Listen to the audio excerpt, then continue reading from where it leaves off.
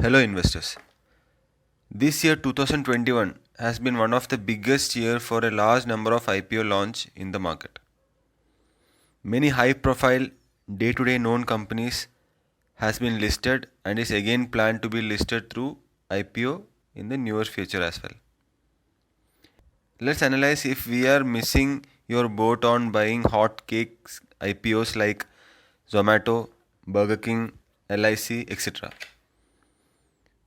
So these are like IPOs which have been listed in India and which are again planned to be listed in the near future. So first of all, what is an IPO? An initial public offering, that is IPO, is a process by which a privately held company by its promoters goes public and becomes available for transactions or trading in the stock market for the first time. In this process, normally the promoters or the so-called original owners of this private company offloads or sells some percentage of their ownership in the company to the stock market, which later appears in the company's books as the share capital. Share capital being the amount at which the investor in the stock market bought the stakes of the promoters while the IPO was launched. This you recall my earlier session number 26 of balance sheet, wherein this share capital plus reserves forms the shareholders equity, which is nothing but the book value of the stock, was clearly explained in detail there. When a company is earlier private before IPO launch, the stakes in that company is normally held by a few owners, and for you to own stakes in them, you may have to be super rich, and also the promoter will have to be willing to sell such stakes to you in offline mode. Why in offline mode? Because obviously the stock is not listed in the stock market, so you cannot buy those through your demat accounts. But once it is listed in the stock market, you can buy or sell even say a single number of share of that particular stock, making it possible for any normal investor to invest in them. So you can see on my screen, these are the several number of IPOs which were listed or planning to be listed this year. Zomato, Burger King, Indigo Paints, Nuvoco Vistas, Glenmark Life Sciences, Cartrade, Kalyan, Shyam Metallics, LIC, Barbecue Nation. These are all a few IPOs to list. So as I told you, well-known companies like Zomato, Burger King, etc., which are known to common public day to day, when are available to purchase in the stock market, there is a normal herd mentality that I use this Zomato app often for ordering food, and say I go to Burger King every say weekend. It's a super deal to buy them, as they think that such companies would go up very fast as you use it daily or say use it in a day-to-day life. You see companies like Zomato, who as of now and for few past years has been a loss-making company. The general public investors normally doesn't dig into the company details, but just it goes with its name and invests their hard-earned money in them. So are IPOs best investment sources, or is it more risky than the reward they offer? Let's dissect this further and find out. I would like to describe this in 3 points. If you see, most of the IPOs are claiming a high valuation, that is overpriced and never a value buy, and not at all a reasonable price at all. So most of them after listing steeply falls down in price from their overvaluation towards its intrinsic value.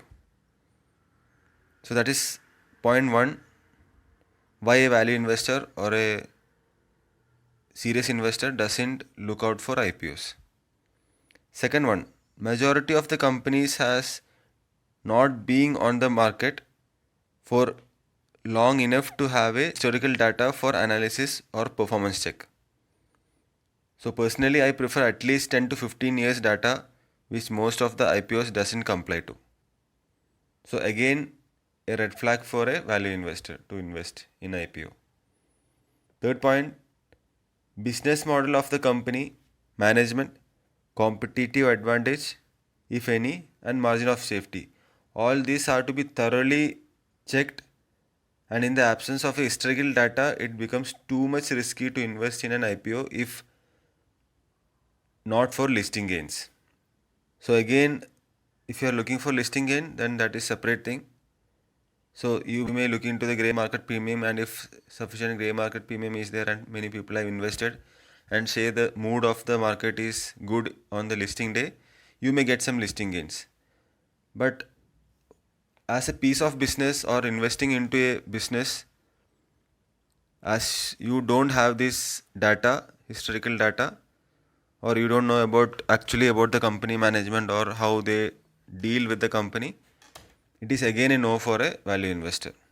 So these are the 3 points. Now when it comes to IPO, people are crazy. They don't want to read or go deep before investing.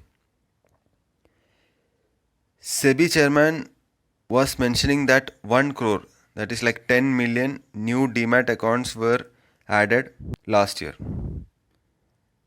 As per NSE news release, 5.13 million investors had been added in just 4 months, that is April to July 2021. So that is like 15 million new investors were added to earlier just 20 million investors for decades in the market. So it's a huge addition in the pandemic time or last 1.5, 2 years. So these newly added investors are fresh and they don't know much about the market and has never seen a serious fall in the market, and it's real pain.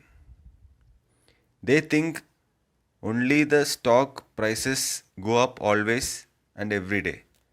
That is like it's always a green and you don't see a red or deep red at all. You must have learned this in my earlier session number 18 to 20, wherein I had explained in detail about this euphoria of investors in how our economy works topic. These new investors has been trying out in options, derivatives, and now they are venturing into the IPO euphoria.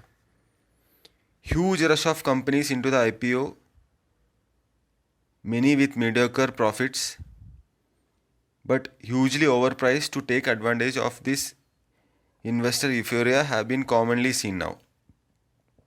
Many promoters are offloading their loss-making companies under head offer for sale, and they are taking our hard-earned money to pay off their debts and come out clean, and we buy it with expectation of future earnings, which actually is a real question mark. That is, in reality, it is really a question mark.